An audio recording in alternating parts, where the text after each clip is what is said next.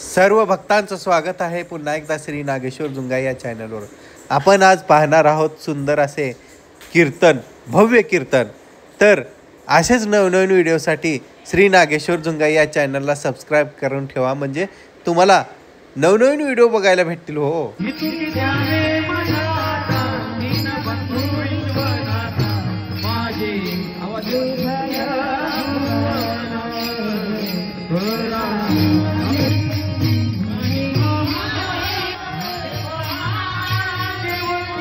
आणि म्हणून चालू असलेल्या या कार्यक्रमाच्या निमित्त सेवेकरता निवडलेला अभंग शिवसंप्रदायाच्या कलशस्थानी विराजमान असलेले शिवसंत श्रेष्ठ शिवयोगी राजयोगी भक्त शिरोमणी वैराग्याचे महामेरू शिवसंत श्रेष्ठ लक्ष्मण महाराज यांचा हा 4-5 चरणाचा उत्कृष्ट अशा प्रकारचा अभंग असून प्रस्तुत अभंगाच्या माध्यमातून शिवसंत श्रेष्ठ लक्ष्मण महाराजांनी देवाच्या प्रसादाचं महत्व नाही सांगितलं, इतर आणखी कुठल्याही प्रसादाचं महत्व नाही सांगितलेलं आहे।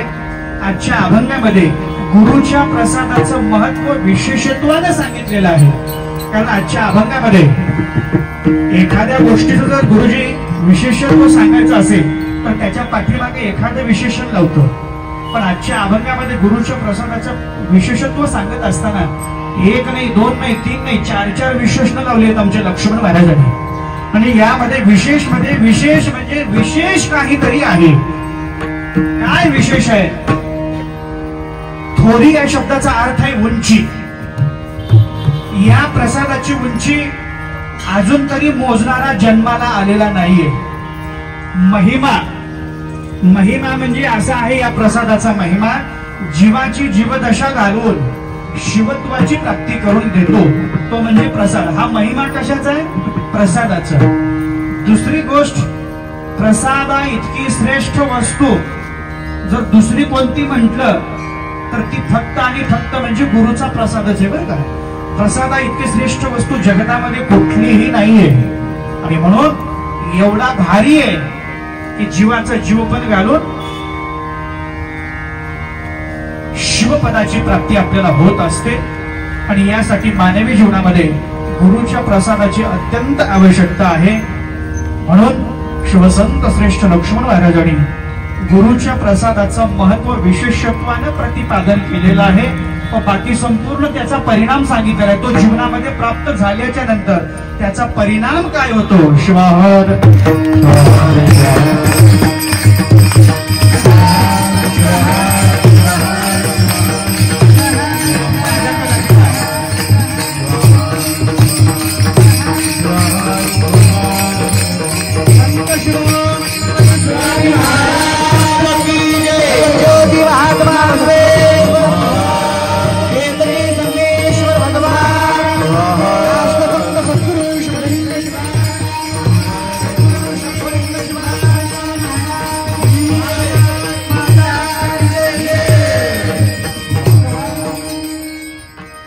गुरुशिवाय माणसाचं जीवन हे गुरासारखं आहे, म्हणजे जनावरासारखं जीवन आहे। म्हणून ज्याच्या जीवनात गुरु नाही त्याला माऊली परमरस्त्याच्या भाषेमध्ये निगुरा म्हणतात। ज्याच्या जीवनात गुरु नाही, कारण काही लोकांना वाटतं महाराज गुरुमध्ये आणि आमच्यामध्ये काय फरक आहे? त्यांना हात पाय आम्हाला पण हात पाय, त्यांना नाक डोळे आम्हाला नाक डोळे, सगळं आमच्यासारखंच आहे। आणि मग त्यांच्यामध्ये आणि आमच्यामध्ये जर काय फरक असेल तर लक्ष्मण महाराजांनी सांगितलं, साधू संतांनी सांगितलं की भावानो तुम्ही बगळा बघितलाय का? माय कसा असतो? पांढरा। आणि राजहंस कसा असतो? पांढराच असतो। बगळाही पांढरा शुभ्र असतो आणि राजहंस सुद्धा पांढरा शुभ्र असतो।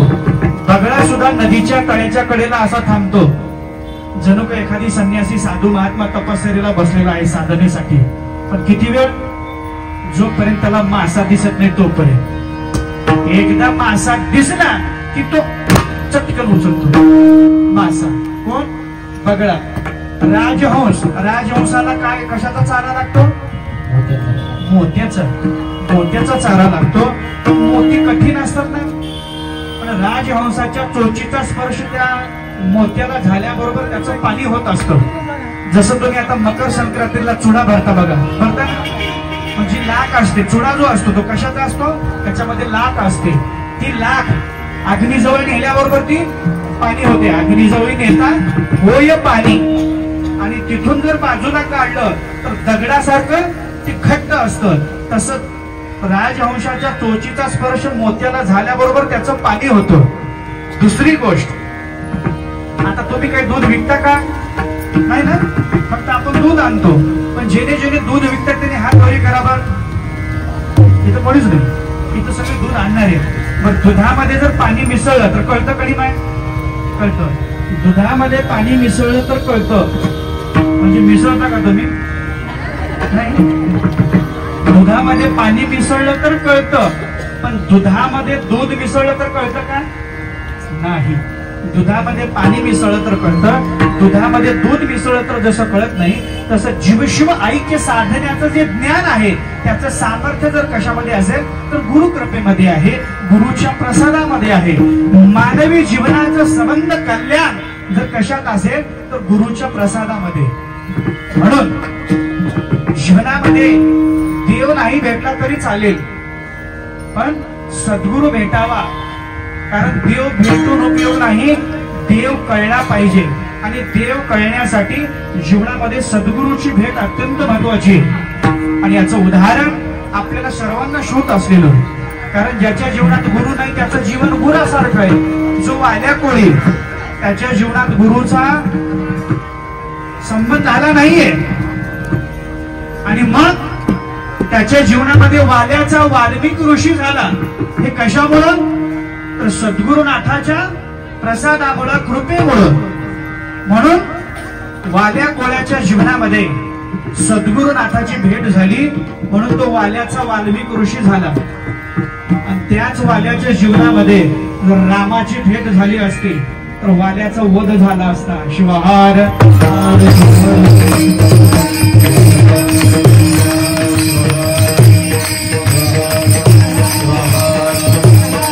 म्हणून देवापेक्षाही श्रेष्ठ स्थान सद्गुरुनाथांचं आहे. कारण देवाची पूजा ही डोक्याची आहे, आणि संतांची, सद्गुरुनाथांची पूजा ही नेहमी पायाची असते बरं का. कारण डोक्यामध्ये ज्ञान असतं आणि पायामध्ये आचरण असतं. मग ज्ञानाला किंमत आहे का आचरणाला? आचरणाला. ज्ञानाला किंमत नाही. आणि जर ज्ञानाला किंमत असते, ज्ञान कुठं असतं? डोक्यात. आणि आचरण कुठं असतं? पायात. जर ज्ञानाला किंमत असती तर आपण नमस्कार कसा केला असता? डोक्याला डोके डोके. ज्ञानाला किंमत नाहीये, किंमत कशाला? आचरणाला. म्हणून माऊली म्हणतात, आचार मार्गाचे ठाई राव रंग सारखाची पाही, मार्ग चुकता अग्रेसर ही येई नीच मनासी. म्हणून पायामध्ये आचरण आहे. देवाची पूजा ही डोक्याची, संतांची पूजा ही पायाची आहे. म्हणून आम्ही म्हणतो, माझी देव पूजा पाय तुझे गुरु, माझी देव पूजा पाय तुझे गुरु, गुरु चरणाचा बिंदू तोची माझा क्षीर सिंधू, गुरु चरणाचा बिंदू तोची माझा क्षीर सिंधू, तोची माझा क्षीर सिंधू, माझी देव पूजा पाय तुझे गुरु, माझी देव पूजा पाय तुझे गुरु.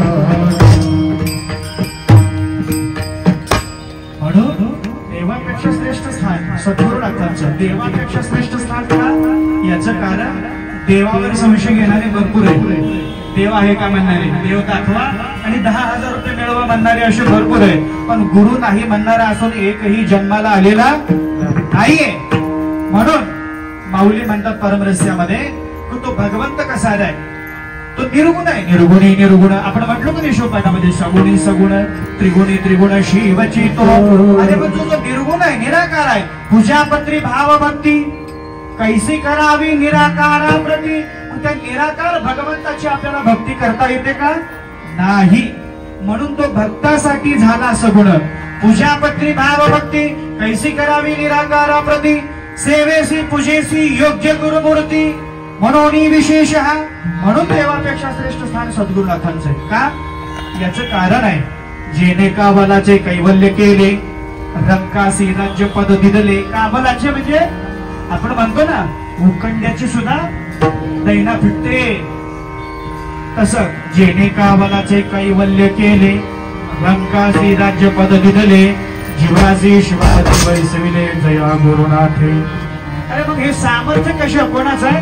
तर सद्गुरुनाथांचं आहे. मग त्या सद्गुरुनाथाला काय लागतं? तो सद्भावाचा भोगता, तया सद्भावे शरण जाता. मग म्हणतात चुके जन्म जन्मांतरीची व्यथा. जन्म जन्मांतरीची व्यथा जर तुम्हाला चुकवायची असेल तर त्याचं सामर्थ्य त्या सद्गुरुनाथांच्या कृपेमध्ये आहे, सद्गुरुनाथांच्या प्रसादामध्ये आहे. आणि ती कृपा ज्याच्यावर झाली, मग तो कोणी का असेना, कोणी का असेना, ज्याच्यावर कृपा झाली, संत म्हणतात गुरु कृपा ज्यांच्यावर गुरु कृपा झाली ते स्वामी विवेकानंद झाले. ज्यांच्यावर कृपा झाली ते शिवसंत श्रेष्ठ लक्ष्मण महाराज झाले. ज्यांच्यावर कृपा झाली ते शिवयोगी ज्ञानेश्वर माऊली झाले. ज्यांच्यावर कृपा झाली ते मन्मथ माऊली झाले. मन्मथ माऊलींचं नाव पाळण्यात ठेवलेलं शिवराज, आणि जी मिळवलेलं नाव आहे ते कोणतं? मन्मथ. निज ज्ञानात उन्मत होतो तो मन्मथ. आणि मग तो मन्मथ, त्या मन्मथानं काय केलं? गुरु कृपेच्या बळावर. सगळ्यात मोठं बळ जर कोणतं बळ असेल तर कोणतं बळ? गुरु बळ. आणि माणसाला सुद्धा जर गुरु बळ असेल माणसाच्या राशीला, तर त्याच्या जीवनातलं एकही कार्य अयशस्वी होऊ शकत नाही बरं का, गुरु बळ असेल तर. ठीक आहे. आणि दुसरी गोष्ट, सर्वात मोठं बल जर कोणतं असेल सर्वात मोठं, तर आपलं आत्मबल. आणि आत्मबल आपलं प्रगल्भ राहण्यासाठी गुरुचं बल हे अत्यंत महत्वाचं आहे. आणि ज्यांच्या पाठीमागे गुरु आहे, बाद कमर क्यों डरता है, देख प्रभू आगे क्या करता है. कार्य करताना भ्यायचं नाही कुठलंही. हे तर तुम्ही सत्कार्य करताय. सत्कार्य करत असताना आमच्या महिला मंडळाने अशी कंबर कसली आणि पूर्ण श्रावण महिना शिवपाठ करायचा, बरोबर आहे. आणि शिवपाठ करत असताना एवढी संख्या जमली भारत. सुरुवातीला वाटत होतं महाराज काही अडचणी येतात का. त्याचं नावच आहे केतकी संगमेश्वर. भगवान शिवाला केतकीचं फूल केव्हा वाहतात, आणि जरी वाहण्यात आलं तर ते कधी वाहिलं जातं माहितीये का? भगवान शिवपुराणामध्ये सांगितलेलं जे आहे, भगवान विष्णू आणि ब्रह्मदेवामध्ये स्पर्धा लागली की दोघांमध्ये श्रेष्ठ कोण आहे. मग ब्रह्मदेवाला लिंगाचा त्याचा शेवट बघून या म्हणून सांगितलं, आणि भगवान विष्णूला त्याचा तळ बघून या, शेवट कुठे आहे. आणि त्या वरच्या लिंगाचा शेवट ब्रह्मदेवाला पाठवलं. दोघंही गेले. शेकडो वर्ष गेली, शेकडो नाही हजारो वर्ष गेली. त्या लिंगाचा काही अंत लागायचं ना, कारण जो लिंग आहे, लिंग होय बोलविल्या वेदो बोले, लिंग चालविल्या सूर्य चाले, लिंग हलविल्या वायू हाले, सत्ता मात्र लिंगाची. दोघंही गेले. भगवान विष्णूला वाटलं आपण कितीही वर्ष जरी फिरलो असं तर वेळ लागणार नाही, कारण 12:09 झाले, लवकरात लवकर अंत तुम्हाला जाऊ. भगवान विष्णूने सांगितलं देवा अंत काही लागत नाही, कारण तुमचा अंत लागतच नाही. आधी ना अंत तो भगवान शिव. प्रत्येक देवाचा जन्म होतो तो देव आहे, पण ज्याचा जन्मच नाही, जो अजन्म आहे तो महादेव आहे, भगवान शिव ज्याला आम्ही म्हणतो. अंत लागला नाही पण आले. ब्रह्मदेव ही निघाले, पण त्यांनी सांगितलं आता मी बघितलोय. साक्षीदार घ्यावं लागेल ना, कोणाकोणाला साक्षी घेतली. पहिलं केतकीचं फूल घेतलं, केतकीचं फूल घेतलं, आणि दुसरं साक्षीदार म्हणजे गाय. दोघही आले, भगवान शिवासमोर उभं टाकले आणि थांबल्याच्या नंतर सांगितलं. भगवान विष्णू तसंच थांबल्याने ब्रह्मदेवाला विचारलं, बघितलं का म्हणले त्याचं मुख लिंगाचं. हो म्हणले तेव्हा बघितलं. म्हणले ते कसं होतं काय नाही. तुम्हाला जर माझ्यावर शंका येत असेल, संशय येत असेल, हे 2 साक्षीदार आहेत म्हणले. गाय अशी ब्रह्मदेवासमोर थांबले होते. ब्रह्मदेव इथं गाय इथं आणि केतकीचं फूल इकडल्या बाजूला होतं. हे गायीला विचारा म्हणे साक्ष. आता ब्रह्मदेवाच्या समोर गायीचं तोंड होतं ना, आणि ते विचारणारे कोण आहेत? भगवान शिव. ज्या आम्ही आदि अंत साधी संत आम्ही ज्याला म्हणतो तो भगवान शिव. त्यांना सगळं माहिती आहे, पण त्यांनी विचारलं शहानिशा करण्यासाठी. गायीनं तोंडानं हो म्हणून सांगितलं आणि शेपटानं पाठीमागून नाही म्हणून सांगितलं. तोंडानं हो म्हणून सांगितलं आणि शेपटानं नाही म्हणून सांगितलं. शेपटानं तोंडानं हो म्हणजे भगवान शिव रागाने बघितले आणि पुन्हा शेपटानं पाठीमागून नाही सांगितलं की थोडा त्यांचा जो क्रोध होता तो कमी झाला. पुन्हा केतकीच्या फुलाला विचारलं, बघितलं का म्हणले? हो बघितलं म्हणले. आणि मग भगवान शिवानं सांगितलं गाईला, ज्या तोंडानं तू खोटं बोललीस त्या तोंडाची तुझी पूजा कोणीच करणार नाही. आणि शेपटानं खरं सांगितल्यामुळं गायीची जी पूजा केली त्या शेपटाची पूजा केली जाईल. गायीच्या मुखाची पूजा नाही, शेपटाची पूजा केली जाते.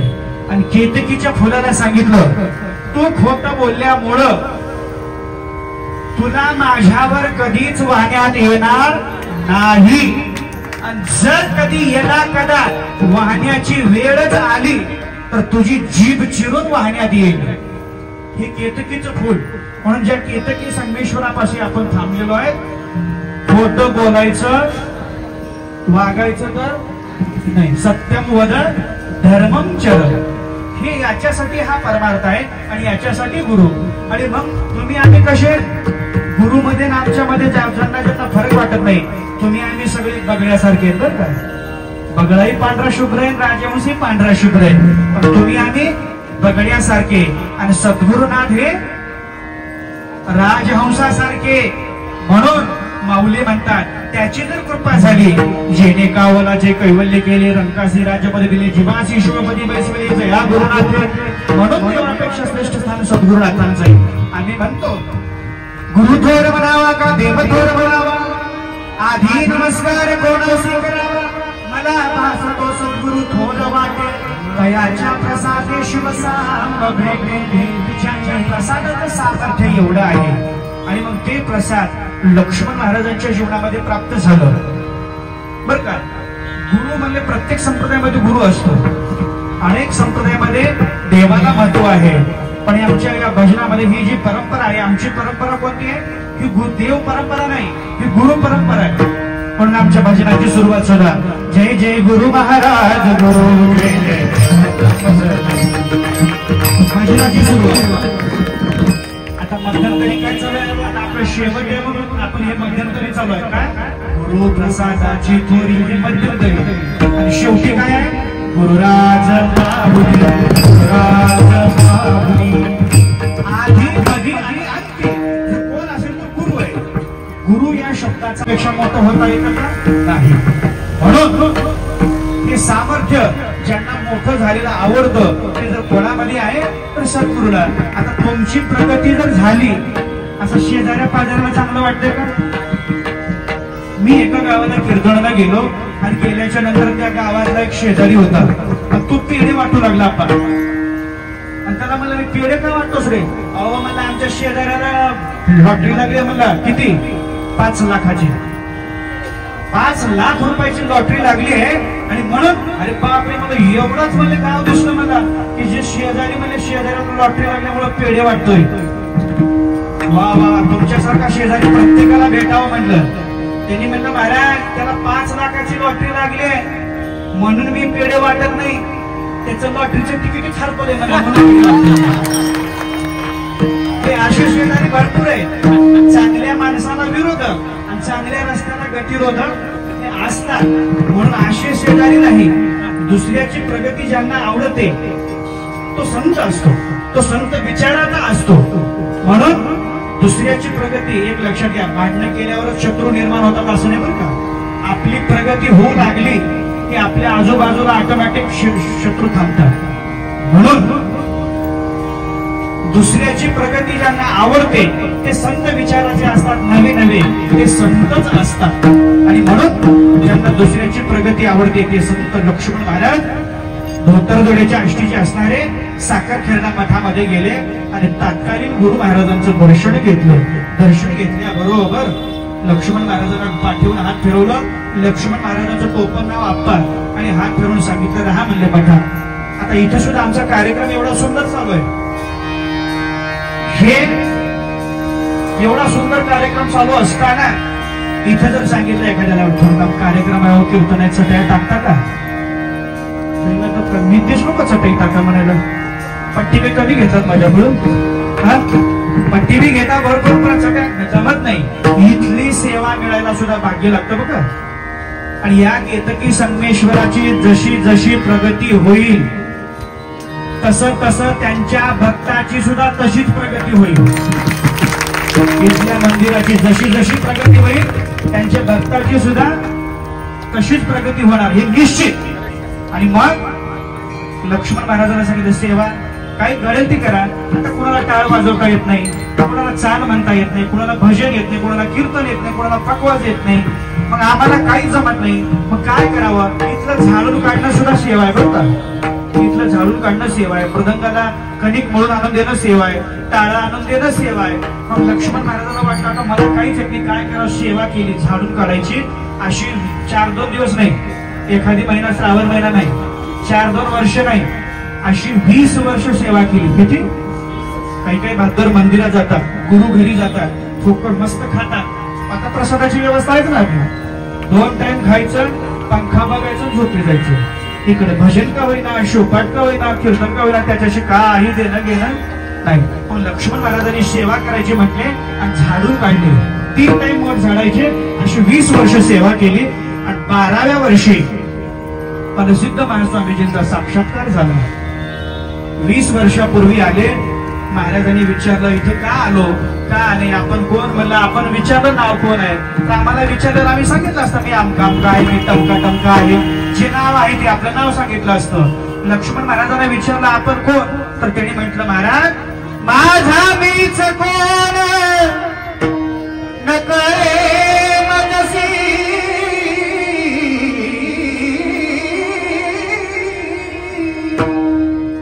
मला माहिती नाही म्हणजे मी कोण आहे ते माहिती करून घेण्याकरता तुमच्या पैसे आलोय. कुठून आला? आम्ही म्हणलं असतं वडवळवरून आलो. कुठं जायचंय? उदगीरला जायचंय. लक्ष्मण महाराज म्हणतात महाराज मायापुरीहून आलो, उदासपूरला आलोय, आता शिवपुरीला जायचंय, शिवपुरीची प्राप्ती करून घ्यायची आहे. मग सेवा करा. 20 वर्ष सेवा केली. 12व्या वर्षी साक्षात्कार झाला. आणि त्या साक्षात्काराचा परिणाम एक लक्षात घ्या. गुरुकृपा म्हणजे 3-4 मजली बिल्डिंग बांधली नाही.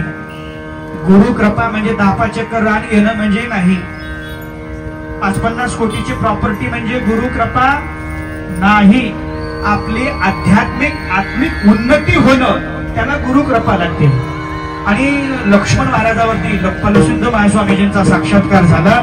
फलसिद्ध महास्वामीजी जी 1000 वर्षापूर्वीची संजीवन समाधी आहे. गुरुकृपेचा हात त्यांनी डोक्यावर हात ठेवला. देवी व कोशी गुरु कर स्पर्श होता करी अमर. लक्ष्मण महाराजांची स्पर्श झाल्याबरोबर वृत्तीच बदलली. आणि वृत्ती बदलल्याबरोबर 1 नाही 2 नाही 3 नाही असे 5509 अभंग निर्माण केले.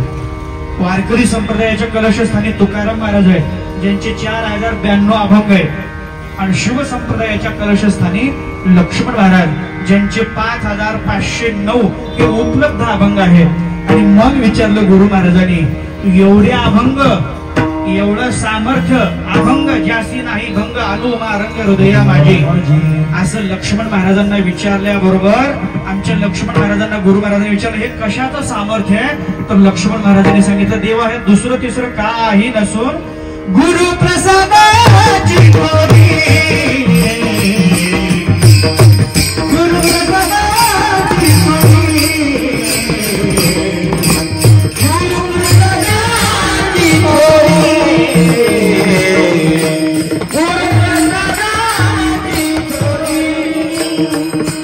गुरु प्रसादाची गोडी माझं करते बारी गुरु प्रसादाची गोडी, गुरु प्रसादाची गोडी माझं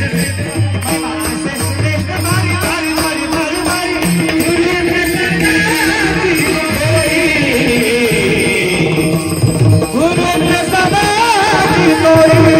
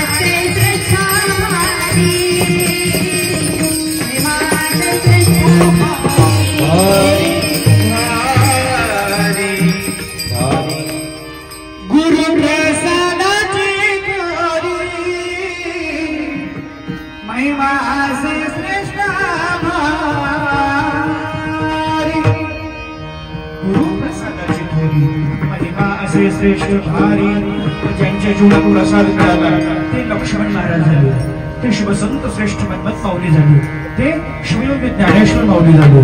गुरु कृपा दयावरी. कारण गुरुशिवाय असे गुरु भरपूर आहेत. कसे? आता गुरु कोणाला म्हणावं? भगवा अंगावर घातलं की गुरु. असे गुरु भरपूर आहेत. कसे? कबीरदास खूप सुंदर सांगतात, गली गली में गुरु फिरे, गली गली में गुरु फिरे, हमसे दीक्षा ले, तुम स्वर्ग में जाओ तो नरक में हमको निकालो. अशी भरपूर आहे. गली गली में गुरु फिरे, बोले हमसे दीक्षा लो, तुम स्वर्ग में जाओ अथवा नरक में हमको निपापा दो. ती वस्तू म्हणजे प्रसाद. प्रसाद म्हणजे आनंद. प्रसाद असतो प्रसन्नता. माणसाच्या मनाची प्रसन्नता ज्याच्याने कायम टिकून राहते ती वस्तू म्हणजे प्रसाद. जैसे खावे अन्न वैसे होवे मन. माणसाने जर चोराच्या घरचं अन्न खाल्लं तर माणसं चोरीच करतात. माणसानं जर भांडण करणाऱ्याच्या घरचं अन्न खाल्लं तर माणसं भांडणच करणार. माणसानं जर एखाद्या सात्विक संतांच्या घरचं अन्न घेतलं तर माणसामध्ये सात्विकच वृत्ती निर्माण होणार. कारण जैसे खावे अन्न वैसे होवे. आणि मग त्या अन्नातले दोष जर काढून टाकायचे असते मग लिंगार्पित कर्म परमहाची धर्म जाणून या धर्म सुखावला किंवा वदनी कवळ घेता ही पद्धत आहे. कारण ती सुद्धा पूजा आहे. आणि मग ती पूजा करत असताना भगवंताला गुरुला समर्पण करून जर खाल्लं तर त्यात दोष लागत नाही. पण आजकाल माणसं काय खाऊ लागले? काही बी खाऊ लागले. काही बरं का, सर्व म्हणत नाही मी. काय करतात माणसं? दिसला धाबा काय बी लावा. आणि मग नाही, याच्यासाठी नाही बाबांनो. मनुष्य जन्म गुरुशिवाय गुरासारखा आहे. याच्यासाठी मानवी जीवनामध्ये गुरुला अत्यंत महत्व आहे. मग भलेही तो मातीच्या द्रोणाचार्य असेल पण माणसाच्या जीवनामध्ये गुरु पाहिजे. आणि ज्याच्या जीवनात गुरु आहे मग लक्ष्मण महाराज म्हणतात, आता झालो मी निर्भय बळकट घडले गुरुची माय. त्याच्या जीवनातली भीती जाते. आपल्याही जीवनातली जर भीती घालवायची असेल तर तो प्रसाद म्हणजे आनंद घेण्यासाठी हा जीवन आहे. आनंद या जीवनाचा सुगंधा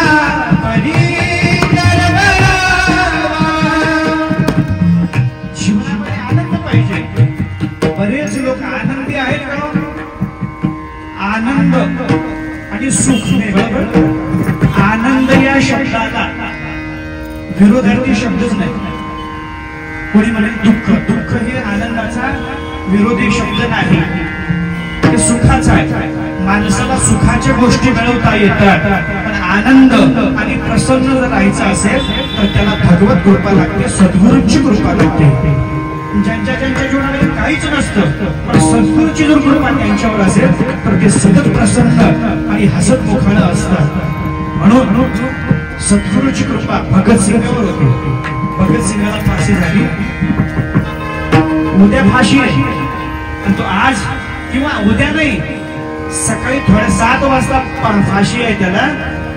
आणि भगतसिंग पहाटे लवकर उठून स्वच्छ होऊन अंघोळ स्नान वगैरे करून पुन्हा व्यायाम करतो. त्याला जेलरने विचारलं, भगतसिंग भगत फिर से कसरत, अब इस कसरत का क्या फायदा? भगतसिंगानं उत्तर दिलं, मी जी पूजा करतोय माझ्या भारत मातेची पूजा करतोय. देवाला जी फुलं वाहिली जातात ती ताजी फुलं वाहिली जातात, सुकलेली फुलं वाहिली जात नाही. म्हणून हे माझं जे देह आहे हे माझ्या भारत मातेच्या पूजेसाठी आता मला वाहण्यात येणार आहे. म्हणून हे फुल सुद्धा सुकलेलं नकोय, ताजच पाहिजे, फ्रेश. ही भक्ती आहे, देशभक्ती आणि देवभक्ती. देव आणि देश हे शब्द वेगळे नाहीत बरं का, फार जवळचे नाही, एकच आहे देव आणि देशभक्ती. म्हणून मी नेहमी म्हणत असतो, देशभक्ती ज्यांच्या अंतःकरणामध्ये आहे तो तो भगतसिंग झाला, ज्यांनी इतरांच्या कल्याणाचा विचार करून उजव्या हातात तलवार आणि डाव्या हातामध्ये ध्वज घेतला. त्यांनी 16व्या वर्षी स्थापना केली आमच्या छत्रपती शिवाजी महाराजांनी स्वराज्याची. ते क्रांतीसूर्य जगज्योती महात्मा बसवेश्वर महाराज असतील. कशासाठी सांगतोय? हे सर्व समाजाला समर्पित जीवन आहे आणि ज्यांनी समाजाला समर्पित जीवन अर्पण केलं त्यांचं नाव आजही घेतलं जातं. म्हणून जगज्योती महात्मा बसवेश्वर महाराज असो, शिवसंत श्रेष्ठ लक्ष्मण महाराज असो, त्यांनी जीवनामध्ये सांगितलं आपल्या जीवनामध्ये जर परिवर्तन करायचं असेल तर त्याचं सामर्थ्य तो प्रसाद आहे आणि तो प्रसाद जर आपण जीवनामध्ये घेतला तर त्याचा परिणाम काय होतो?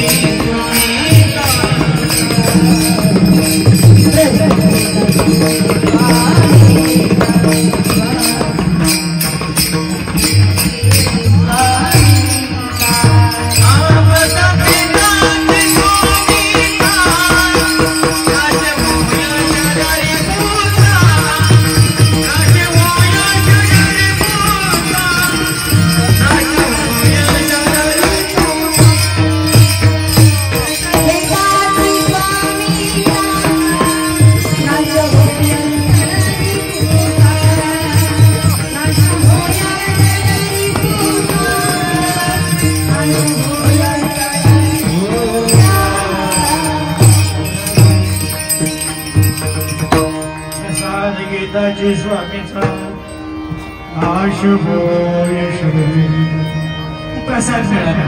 आता प्रसाद मिळाल्याच्या नंतर आता बऱ्याच जणांनी भगवान संगमेश्वराला बेलपत्री वाहिली. गुरुच्या सानिध्यामध्ये आल्याच्या नंतर आपल्यात परिवर्तन झालं पाहिजे. बरं परिवर्तन झालं पाहिजे म्हणून बऱ्याच तुम्ही संगमेश्वराच्या डोक्यावर पाहिलं. आता बऱ्याच जणांनी बेल वाहिलाय. बेल वाहिला. श्रावण महिन्यामध्ये सुद्धा बेल एवढा वाहतात, 108 बेल वाहतात. कुणी कुणी 1008 वाहतात. आताही बेल वाहिलेला आहे पण तो बेल जो वाहिलेला आहे तो पालथा बेल वाहिलेला आहे. पालथा बेल व्हायचा नसतो. बेल कसा व्हावा? जसा झाडाला लागतो तसा बेल व्हायचा. आता तुम्ही शहरातले लोक आहे, शेतातले तर जर कोणी गावाकडचं असेल दिसू लागले शंभूंबर्गा वगैरे इकडून तिकडून आलेले मंडळ. जर शेताला चाललो नाही तर तुम्ही टोपलं घेता का डोक्यावर? घेत होता ना जुने लोक. कसं घेत होतो? पातळ नाही. अजूनही तुम्ही जर दळण आणा टोपलं घेतो डोक्यावर तर कसं घेतं? पातळ नाही, सुईसर. ठीक पालथं टोपलं घेत नाही आपण. टोपलं कसं घेतो? सुईसर. मग बेल कसा व्हायला पाहिजे? जसा झाडाला लागतो यथा उत्पन्न. पालथा बेल व्हायचा नाही. महाराज आम्ही कथेमध्ये ऐकलंय, कथेमध्ये नाही. आम्ही कुणाचं तरी ऐकण्यापेक्षा आमच्या आचार्यांनी काय सांगितलंय, आमच्या मनमोहनीनं काय सांगितलंय, ज्यांनी जगदादी जगद्गुरु रेणुकाचार्य ज्यांनी 104 वर्ष तुमच्या आमच्यासाठी खर्च केली. कुठे कोण? राष्ट्रसंत सद्गुरु शिवलिंग शिवाचार्य महाराज, ज्यांचे कित्येक सत्संग या उदगीर मध्ये झालेले आहेत. त्या राष्ट्रसंतांनी सांगितलं बेल कसा व्हावा? जसा झाडाला लागतो तसा. पालथा बेल व्हायचा नाही. पालथा कोण बेल वाहतं? जे पालथे लोक असतात ते पालथा बेल वाहतात. आपण पालथे लोक आहेत का? नाही, बेल कसा व्हायचा, जसा जाळा लागतो तसा, आणि त्याच्या मधल्या पानाला धरायचं. हे 3 बोट बघा, हे 3 बोट बघा, हे मधल्या पानाला असे हे 3 बोटांनी बेल धरायचं आणि मधल्या पानाचं मुख आपल्याकडे करायचं वाहते वेळी. संगमेश्वराचं ते एवढं सुंदर रूप पाहिलं, ते शिवपिंड पाहिली संगमेश्वराची, की पाहिल्या बरोबर सुख ब्रह्मानंद होय आनंद आणि गगनी आनंद न माय, असं जे पाहायला मिळतं तिथं मंदिरामध्ये आल्यावर. तेवढा महाकाय नंदी आहे, एवढं सुंदर ठिकाण आहे. हे आपल्या उदगीरचं केंद्रबिंदू असल्यासारखं आहे, देगलूर रोड पाहिजे.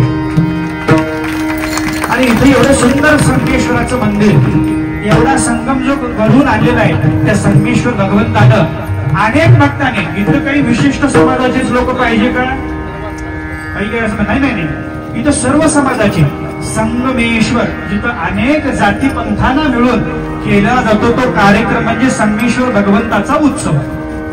सर्व जातीतले, तिथं फक्त वाण्या जन्माचीच लोक नाही, जाती कुळ गोत्र न पाहे शंकर भक्ताचे बाहेर जाती, म्हणजे इथं जात विचारून कार्यक्रम केला जात नाही, सर्व जाती धर्माचे लोक मिळून कार्यक्रम केला जातो तो संगमेश्वर भगवंताचा उत्सव सोहळा, वार्षिक उत्सव सोहळा आणि कलशारोहणाचा कार्यक्रम. माऊलीने सांगितलं की हा जो देश आहे अनेक जाती पंथाने नटलेला आहे भारत देश म्हणजे, पण हिंदू मुस्लिम सिख ईसाई सब म्हणजे असा सब भाई ठीक आहे, पण असा कार्यक्रम या ठिकाणी एवढा सुंदर केला जातो, इथं सगळे समाजाचे मानसिक मारायला.